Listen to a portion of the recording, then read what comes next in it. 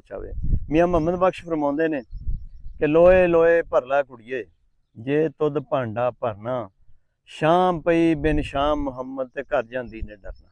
ਤੇ ਦੋਸਤੋ, ਬਜ਼ੁਰਗਾਂ ਨੇ ਸ਼ੇਰੋ ਸ਼ਾਇਰੀ ਐਵੇਂ ਨਹੀਂ ਕੀਤੀ, ਮਜ਼ਾਕ ਨਹੀਂ ਹੈਗਾ ਇਹ। ਇਸ ਗੱਲ ਤੇ ਗੌਰ ਕਰਨਾ ਵੀ ਲੋਏ ਲੋਏ ਭਰ ਲੈ ਕੁੜੀਏ।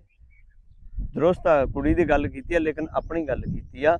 ਲੋਏ ਲੋਏ ਦਾ ਮਤਲਬ ਇਹ ਆ ਵੀ ਆਪਣੀ ਜਵਾਨੀ ਦੇ ਵਿੱਚ ਜਿੰਨਾ ਚਿਰ ਸਾਡੇ ਵਿੱਚ ਸੱਤ ਹੈ, ਅਗਰ ਤਾਂ ਅਸੀਂ ਤੋਬਾ ਕਰ ਲਈ, ਅਗਰ ਤਾਂ ਅਸੀਂ ਚੰਗੇ ਕੰਮਾਂ ਆ ਗਏ, ਅਗਰ ਤਾਂ ਅਸੀਂ ਪਿਆਰ ਮੁਹੱਬਤ ਵੱਲ ਆ ਗਏ, ਤਾਂ ਫਿਰ ਤਾਂ ਬਹੁਤ ਬੜੀ ਗੱਲ ਹੈ। ਇਹਨੂੰ ਕਹਿੰਦੇ ਲੋਏ ਲੋਏ ਭਾਂਡਾ ਭਰਨਾ।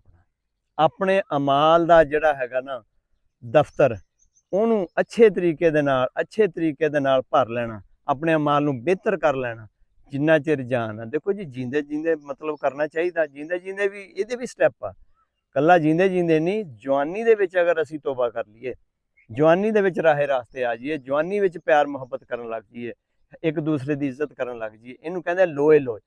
ਜਾਣੀ ਜਿੰਨਾ ਚਿਰ ਸੂਰਜ ਚਮਕਾ ਮਾਰ ਰਿਹਾ ਤੁਹਾਡੇ ਜਿਸਮ ਦਾ, ਤੁਹਾਡੀ ਜ਼ਿੰਦਗੀ ਦਾ ਸੂਰਜ ਚਮਕਾ ਮਾਰ ਰਿਹਾ, ਉਹਦੇ ਵਿੱਚ ਤੁਸੀਂ ਅੱਛੇ ਅਮਾਲ ਕਰ ਲਓ। ਤੇ ਜਦੋਂ ਸ਼ਾਮ ਪੈ ਗਈ ਜ਼ਿੰਦਗੀ ਦੀ, ਬੁੱਢੇ ਹੋ ਗਏ, ਬੁਢੇਪਾ ਆ ਗਿਆ, ਤੇ ਨਾ ਤਾਂ ਫਿਰ ਉਦੋਂ ਇਬਾਦਤਾਂ ਹੁੰਦੀਆਂ, ਨਾ ਫਿਰ ਸਜਦੇ ਹੁੰਦੇ ਆ, ਨਾ ਰਿਆਸਤਾਂ ਹੁੰਦੀਆਂ, ਤੇ ਨਾ ਅਸੀਂ ਕਿਸੇ ਦੀ ਡਿਊਟੀ ਦੇ ਸਕਦੇ ਹਾਂ।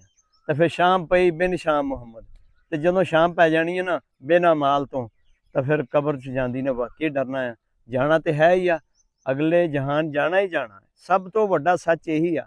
ਕਿਸੇ ਬਜ਼ੁਰਗ ਕੋਲੋਂ ਕਿਸੇ ਬੰਦੇ ਨੇ ਪੁੱਛ ਲਿਆ, ਮੇਰੇ ਵਰਗੇ ਨੇ, ਵੀ ਬਾਬਾ ਜੀ ਜ਼ਿੰਦਗੀ ਦਾ ਸੱਚ ਦੱਸੋ, ਕੀ ਆ ਜ਼ਿੰਦਗੀ ਸਭ ਤੋਂ ਵੱਡਾ ਸੱਚ? ਉਹਨੇ ਕਿਹਾ, ਬੇਟਾ ਲਾ ਫਿਰ ਕੰਨ ਖੋਲ ਕੇ ਗੱਲ ਸੁਣੀ। ਜ਼ਿੰਦਗੀ ਦਾ ਸਭ ਤੋਂ ਵੱਡਾ ਸੱਚ ਮੌਤ ਆ, ਇਹ ਸਭ ਤੋਂ ਵੱਡਾ ਸੱਚ ਆ। ਉਹਨੇ ਕਿਹਾ, ਬਾਬਾ ਜੀ ਜ਼ਿੰਦਗੀ ਦਾ, ਦੁਨੀਆ ਦਾ ਸਭ ਤੋਂ ਵੱਡਾ ਝੂਠ ਕੀ ਆ? ਉਹਨੇ ਕਿਹਾ, ਬੇਟਾ ਸਭ ਤੋਂ ਵੱਡਾ ਝੂਠ ਇਹ ਆ ਵੀ ਅਸੀਂ ਹਮੇਸ਼ਾ ਜੀਂਦੇ ਰਹਿਣਾ। ਇਹ ਸਭ ਤੋਂ ਵੱਡਾ ਝੂਠ ਹੈ, ਇਹ ਨਹੀਂ ਹੋਣਾ, ਜੀਂਦੇ ਨਹੀਂ ਰਹਿਣਾ।